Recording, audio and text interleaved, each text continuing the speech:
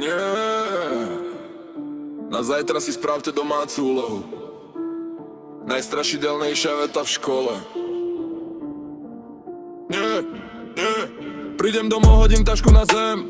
Vravím si, spravím ju hneď. O 5 minút som na mobile zas a zrazu sú 3 hodiny preč jak nič. Zošit leží na stole úplne sám. Ja sa tvárim, že ho vôbec nevnímam. YouTube, Reels a ďalší scroll. Domáca úloha stále čaká non-stop. Domáca úloha stále ma náňa. Domáca úloha nikdy sa nevzdáva. Domáca úloha myslel som, že zmizla. Domáca úloha ale bola ťažké celý čas.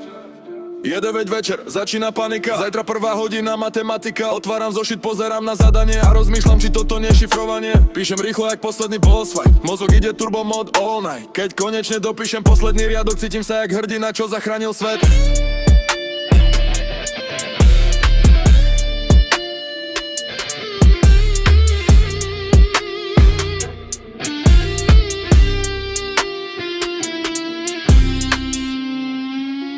Ráno prídem do školy spokojný